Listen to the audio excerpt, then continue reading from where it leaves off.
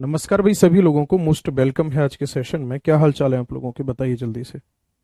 हम्म class live हो चुकी है। चलो सीधा क्वेश्चंस पर आ जाते हैं, जिसके लिए आप बहुत परेशान हो रहे थे। पहला क्वेश्चन देखो आपके सामने। निम्नलिखित कथनों पर विचार करें और सही विकल्प का चयन करें। जिस मैदान पर हम खड़े हैं उसमें धीरे धीरे गति हो रही है। पृथ्वी के अंदर होने वाली इस लगातार गति के लिए आंतरिक व बाह्य प्रक्रियाएं उत्तरदायी हैं। मैंने आप लोगों को एक थ्योरी बताई थी जिसे प्लेट टेक्टोनिक थ्योरी का नाम दिया गया था। उसी से रिलेटेड क्वेश्चन है और इसको देखकर आप लोगों को एक्सप्लेन करना है। ठीक है। हम जिस मैदान पर खड़े हैं उसमें धीरे धीरे गति हो रही है। क्या ये बात सच है? और आगे कह रहा है कि जो पृथ्वी के अंदर होने वाली इस लगातार गति के लिए आंतरिक व बाह्य प्रक्रिया उत्तरदायी है। क्या ये बात सच है? इस क्वेश्चन का जो करेक्ट आंसर है वो ए है। ए और बी दोनों करेक्ट हैं और दोनों एक दूसरे को एक्सप्लेन कर रहे हैं। ओके, अगले क्वेश्चन पर आ जाते हैं। देशों के कॉलम का अक्षांशों के कॉलम से मिलान करें। ठीक है। यहां पे आपको नाम दे रखे हैं कि कौन सी कंट्री के साथ कौन सी लाइन पास होती है। ठीक है। तो अगर हम इंडिया की बात करेंगे तो इंडिया से कौन सी लाइन पास होती है, तो आपका आंसर होगा सीधा सीधा कर्क रेखा हमारे भारत से होकर गुजरती है। तो बी का क्या हो जाएगा? फर्स्ट हो जाएगा। अब इसमें ढूंढ लो कौन सा है। बी का फर्स्ट केवल एक ही है और वो है डी। सीधा सीधा आंसर हो जाएगा, है ना। वैसे ए का अगर देखा जाए तो सेकंड है, जो अफ्रीकन कंट्री है। मकर रेखा की अगर हम बात करेंगे तो चिली हो जाएगा इसके साथ। ओके, तो करेक्ट आंसर क्या हो जाएगा? डी। निम्नलिखित कथनों ए तथा बी को पढ़िए और उपयुक्त विकल्प का चयन कीजिए। पृथ्वी मध्य में थोड़ी चपटी और ध्रुवों पर उभरी हुई है। पृथ्वी का हमारी अर्थ का जो रेडियस है वो ये कह रहा है कि पोल्स पे ज्यादा है और इक्वेटर पे कम है। पृथ्वी ध्रुवों पर थोड़ी चपटी और मध्य में उभरी हुई है ना। इनमें से कौन सा करेक्ट है? देखो ये वाली बात तो गलत है। हमारी अर्थ जो है वो विषुवत रेखा जो है वहां पर तो फैली हुई है, जबकि ध्रुवों पर चपटी हुई है। तो ए फॉल्स है, बाकी दूसरा वाला जो है वो ट्रू है। तो इस क्वेश्चन का आंसर भी डी हो जाएगा। अगले क्वेश्चन पर आ जाते हैं। जब ग्रीनविच पर 6:30 बज रहे हैं तो 11:30 बजे किस देशांतर पर बजे होंगे? यानी ये कह रहा है कि सुबह के 6:30 बज रहे हैं। ठीक है। तो कह रहा है कि 11:30 कहां बज रहे होंगे। इसका मतलब टाइम कितने घंटे आगे है भैया? 5 घंटे आगे, सीधा सीधा 5 घंटे आगे है। और 1 घंटे पर कितने डिग्री का डिफरेंस आ जाता है? 1 घंटे पर जो डिफरेंस आता है वो आता है 15 डिग्री का। तो ये कितना हो गया? 75 डिग्री। अब टाइम प्लस हो रहा है, इसका मतलब ईस्ट आएगा या वेस्ट आएगा? जब भी टाइम प्लस होता है तो हमेशा ईस्ट आएगा। तो 75 डिग्री ईस्ट जो होगा वहां पे टाइम जो होगा वो कितना होगा? लगभग क्या नाम है, 11:30 बज रहे होंगे। ओके, चलिए जी, फोर्थ का क्या हो जाएगा? सी हो जाएगा। विच of the following is different from the rest? इनमें से कौन सा ऐसा है जो कि बाकियों से डिफरेंट है? Savanna, campos, llanos, prairie. इनमें से कौन सा डिफरेंट है? जल्दी से पांचवे का आंसर बताना है आपको। देखो, प्रियरी की अगर मैं बात करूंगा तो ये है सब ट्रॉपिकल ग्रासलैंड। बाकी ये जो है ट्रॉपिकल ग्रासलैंड है। तो करेक्ट आंसर इसका डी हो जाएगा, पांचवे का। मरुस्थलों के बारे में निम्न कथनों पर विचार कीजिए और उपयुक्त विकल्प का चयन कीजिए। पहला है, मरुस्थल एक शुष्क प्रदेश होता है। मरुस्थल जो है वो शुष्क होता है। मरुस्थल की विशेषता है कि यहां केवल अत्यधिक उच्च तापमान पाया जाता है। मरुस्थलीय क्षेत्र में बालू के विशाल फैलाव के साथ बजरी के मैदान और पठारी इलाके भी पाए जा सकते हैं। आपको बताना है क्वेश्चन नंबर 6 में क्या करेक्ट लग रहा है आपको। देखो, डेजर्ट में रेनफॉल नहीं होती तो हमेशा ड्राई होगा, ये बात बिल्कुल करेक्ट है। आगे कह रहा है कि मरुस्थल की विशेषता है कि यहां केवल अत्यधिक उच्च तापमान पाया जाता है, यही बात अलग है। भाई डेजर्ट दो तरीके से होते हैं, एक गर्म मरुस्थल भी होता है और एक ठंडा मरुस्थल भी होता है। आगे कह रहा है कि मरुस्थलीय क्षेत्र में बालू के विशाल फैलाव के साथ बजरी के मैदान और पठारी इलाके भी पाए जा सकते हैं। कंपलसरी नहीं है लेकिन हो सकते हैं। तो ये इसका एक तो ए करेक्ट है और इसका सी करेक्ट है, यानी सी ही किसका आंसर हो जाएगा। शैल के बारे में दिए गए कथनों पर विचार कीजिए। शैल का मतलब वही चट्टान से है। पृथ्वी की प्रॉपर्टी बनाने वाले खनिज पदार्थ के किसी भी प्राकृतिक पिंड को शैल कहा जाता है। ठीक है, आगे कह रहा है igneous rock are formed from magma. Deccan plateau is made up of granite. बताओ, ये पढ़ा नहीं था क्या मैंने?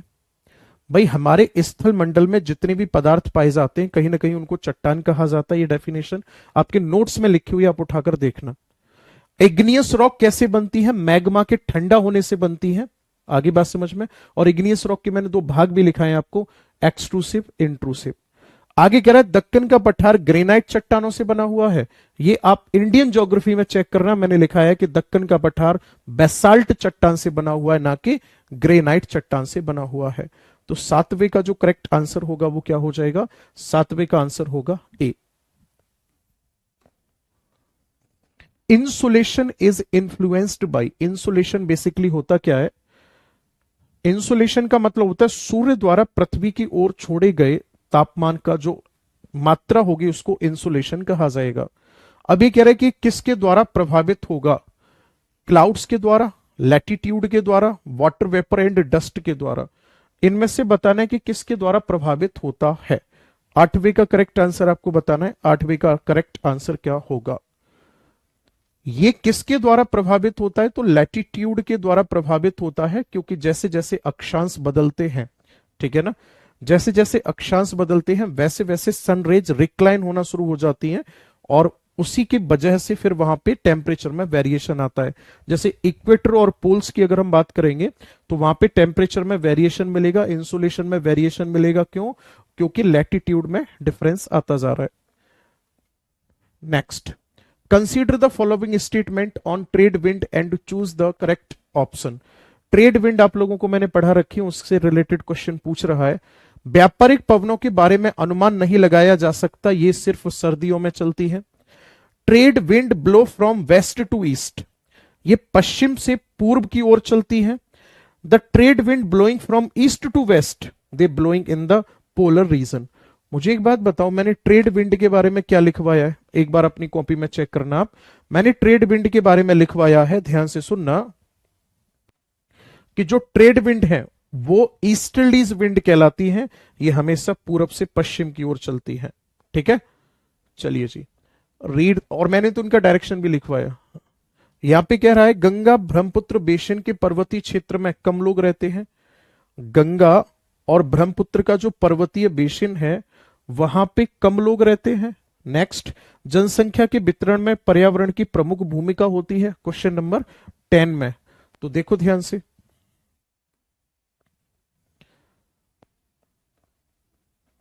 ए इसका करेक्ट आंसर हो जाएगा।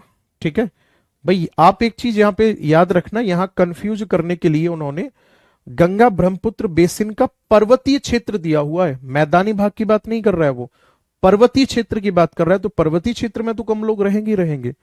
ठीक है, चलिए आगे बढ़ जाते हैं। Consider the statement ABC and choose the correct answer. यहां पे कह रहा है कि जो minerals are found in igneous rock, sedimentary rock and metamorphic rock, जो खनिज हैं वो तीनों प्रकार की चट्टान में पाए जाते हैं। धात्विक खनिज आग्नेय शैलों में पाए जाते हैं लेकिन कायांतरित एवं अवसादी शैलों में नहीं पाए जाते हैं। खनिज ईंधन अवसादी स्तर में पाए जाते हैं। मिनरल वाला चैप्टर जो मैंने आपको पढ़ाया था उससे रिलेटेड आपके सामने क्वेश्चन है और इसका करेक्ट आंसर आप लोगों को बताना है ना। देखो, ये बात बिल्कुल करेक्ट है, ये बात भी बिल्कुल करेक्ट है। अब इसमें कह रहा है कि मेटलिक मिनरल्स जो हैं वो इग्नियस रॉक में पाए जाते हैं, ये बात करेक्ट है, लेकिन कायांतरित एवं अवसादी सेल में नहीं पाए जाते, कायांतरित में पाए जाते हैं, ये बात इन्होंने गलत बोल दी। तो इसका ए और सी करेक्ट आंसर हो जाएगा, यानी कि बी। निम्नलिखित कथन ए तथा आर पर विचार करें। भारत में कच्छ की खाड़ी में विशाल ज्वारीय मिल के क्षेत्र हैं। ज्वारी ऊर्जा का विदोहन समुद्र के चौड़े मुहाने में बांध के निर्माण से किया जा सकता है ना? बताओ करेक्ट आंसर इसका क्या होगा, क्वेश्चन नंबर 12 का।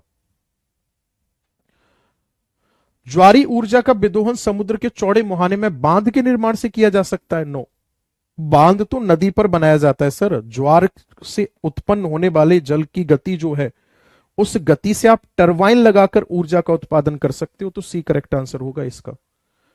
इस्पात के उत्पादन में कच्चे मालों को जरूरत पड़ने वाली मात्रा के हिसाब से घटते क्रम में रखें। ठीक है, केमिस्ट्री का क्वेश्चन डाल दिया।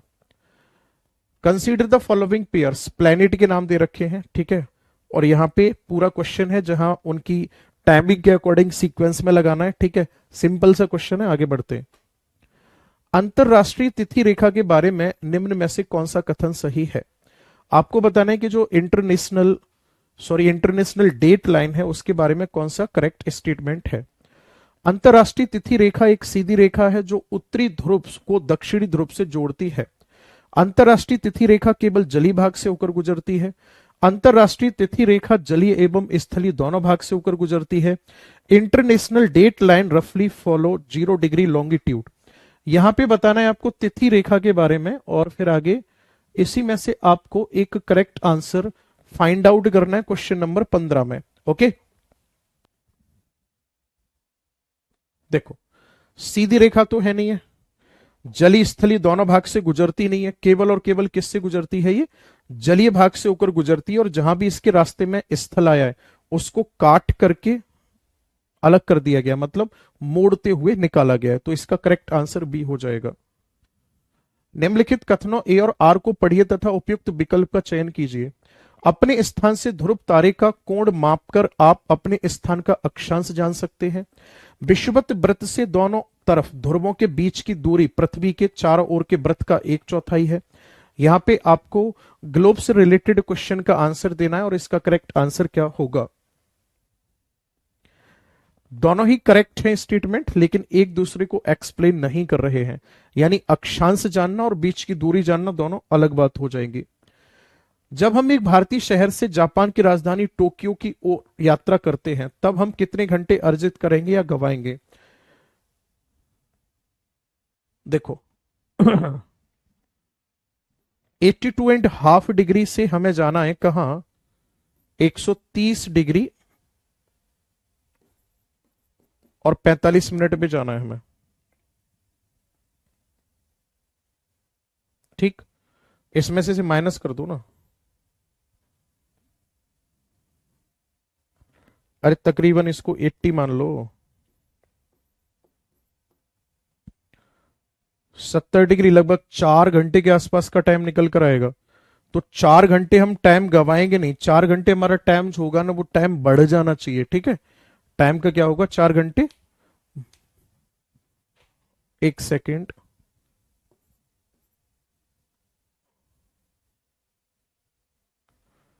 करेक्ट आंसर जो होगा इसका, देखो पूछ कहां कर रहा है, जब हम भारतीय शहर से इंडियन टाइम से हम यहां तक जाएंगे तो यहां तक पहुंचने में तो यहां का टाइम आगे होगा, हमें समय गवाना पड़ेगा ना। बी होगा, टाइम का लॉस होगा क्योंकि आगे जाना है। महासागरी प्रॉपर्टी के मुख्य खनिज कौन कौन से हैं? जो महासागरी प्रॉपर्टी है उसमें क्या क्या मिलता है देखने को? मैग्नीशियम मिलता है, एल्यूमिना, सिलिका, निकेल, क्या क्या देखने को मिलेगा, है ना? तो आपको बताना है इसमें से क्रस्ट मेंटल कोर वाले चैप्टर में मैं आपको पढ़ाया था। ठीक है, उसमें आपको बताना है क्वेश्चन नंबर 18 का करेक्ट आंसर क्या होगा। मैग्नीशियम मिलता है, सिलिका मिलता है, इसीलिए इसको कहा जाता है सीमा। एक व्यक्ति ने किसी क्षेत्र का दौरा किया और वहां उसे बाज, ऐश, बीच के पेड़ तथा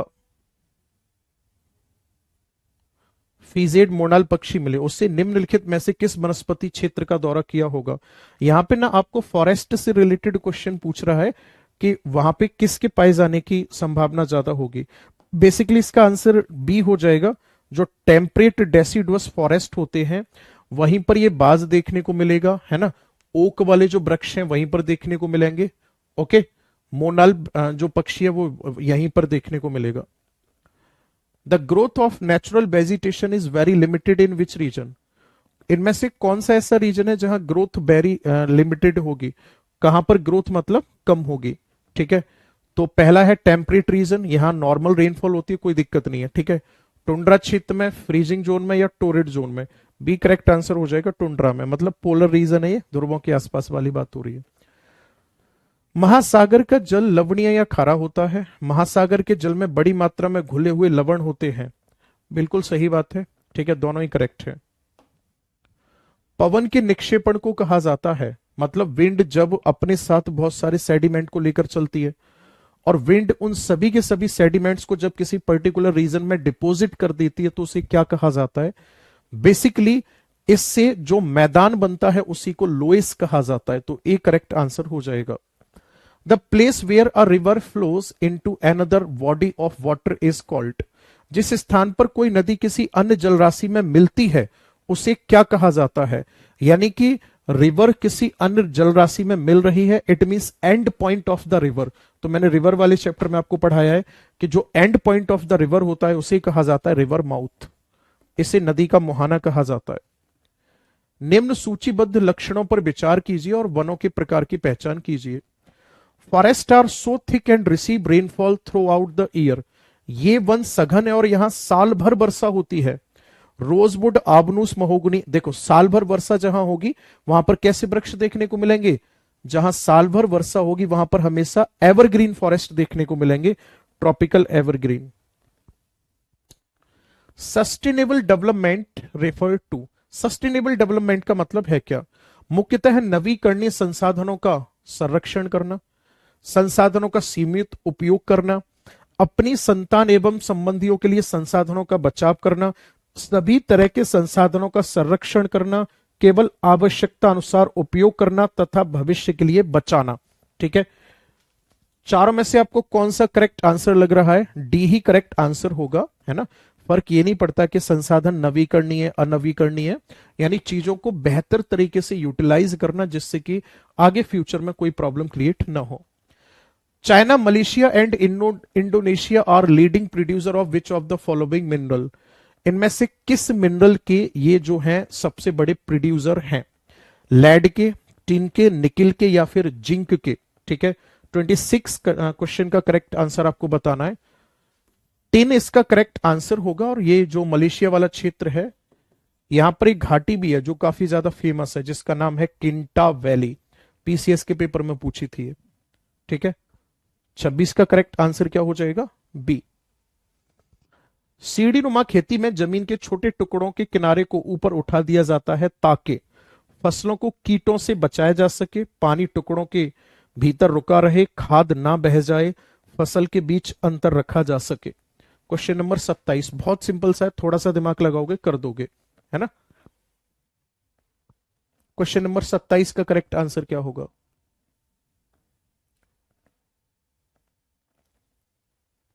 पानी रुका रहे। जब पानी रुका रहेगा, ठीक है, तो न तो मिट्टी का कटाव होगा न खाद बहकर जाएगी। Universe is made up of millions of Galaxy? Galaxies is a huge system of billions of star, cloud of dust and gases. दोनों ही करेक्ट है। यही तो बताया था मैंने भाई, गैलेक्सी में होता क्या है। गैलेक्सी की अगर हम बात करेंगे तो गैलेक्सी का मतलब होता है नंबर ऑफ या ग्रुप ऑफ स्टार। तो यहां पहली बात यही कह रहा है कि ब्रह्मांड में लाखों आकाश गंगाएं हैं, ठीक है, मान लिया। आगे कह रहा है आकाश गंगा में करोड़ों तारे, बादल और गैस की प्रणाली होती है। तो ये दोनों ही करेक्ट हैं। अगर हम विषुवत रेखा से दूर जाते हैं तो क्या होता है? अक्षांश रेखाओं का आकार कम होता है, अक्षांश रेखाओं का आकार बढ़ जाता है, देशांतर रेखाओं का आकार कम होता है, देशांतर रेखाओं का आकार बढ़ जाता है। विषुवत रेखा से जब आप ध्रुवों की तरफ जाओगे तो अक्षांश रेखाओं का आकार घटता चला जाता है क्योंकि अर्थ की जो रेडियस है वो घटती चली जाती है ना, अर्थ की रेडियस कम होती चली जाती है। The earth has been divided into 24 time zone, ठीक है, zone of 1 hour each zone cover. ये कह रहा है कि जो हमारी पृथ्वी है ना उस पूरी पृथ्वी को 24 जोन में डिवाइड कर रखा है। आगे बात समझ में?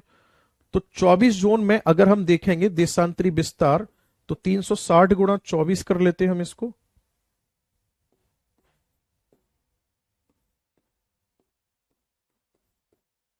15 डिग्री करेक्ट आंसर हो जाएगा इसका, ठीक है ना।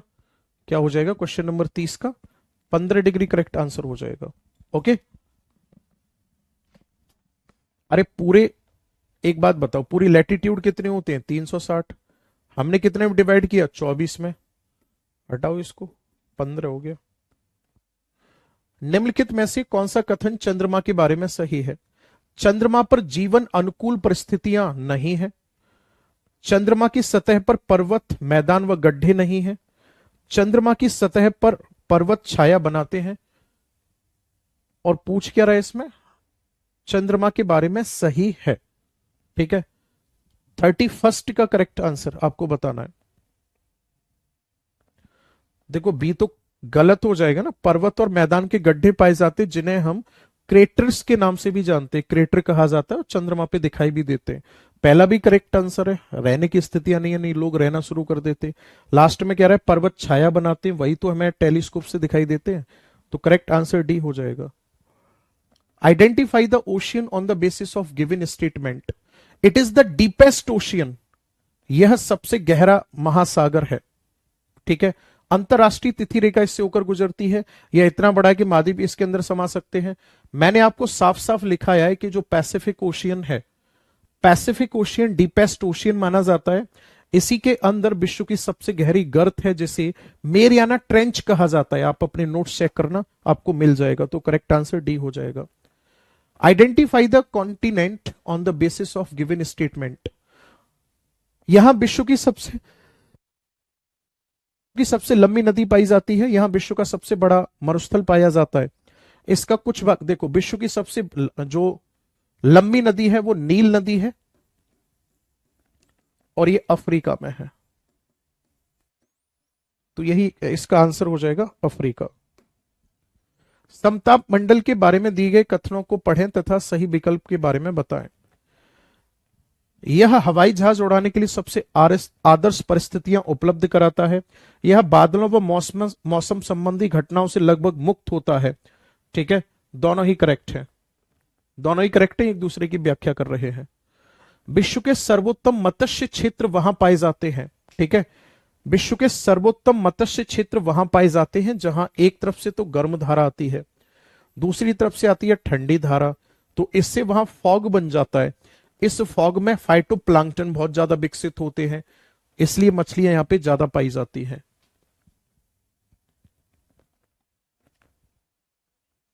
डी करेक्ट आंसर हो जाएगा। निम्न में से कौन सा क्षेत्र फलों की कृषि के चलते विश्व का फलोद्यान कहलाता है? यानी विश्व में सबसे ज्यादा फलों का उत्पादन कहां होता है? मेडिटेरेनियन रीजन में होता है, भूमध्य सागरीय प्रदेश के आसपास वाले क्षेत्र में विश्व में सबसे ज्यादा फलों का उत्पादन होता है। ओके, भूमध्य सागर के आसपास खट्टे फलों का उत्पादन होता है। निम्नलिखित में से कौन सा विश्व का सबसे बड़ा नदी बेसिन है? विश्व का सबसे बड़ा नदी बेसिन कौन सा होगा? इंडस नदी बेसिन, गंगा ब्रह्मपुत्र, अमेजन नदी बेसिन या नील नदी बेसिन? यानी सीधा सीधा आपसे ये पूछ रहा है कि विश्व की सबसे बड़ी नदी कौन है? आप सबको अच्छे से पता है, अमेजन नदी है। ऐसी गतिविधि जिसमें प्राकृतिक वस्तुओं को अन्य रूप और अधिक मूल्यवान उत्पादों में बदल दिया जाता है, वह क्या कहलाता है? प्राइमरी सेक्टर, सेकेंडरी सेक्टर या फिर टर्सरी सेक्टर? वैसे इकोनॉमी से रिलेटेड क्वेश्चन है ये, ठीक है। Question number 38। मैन्युफैक्चरिंग का काम हमेशा सेकेंडरी सेक्टर में होता है।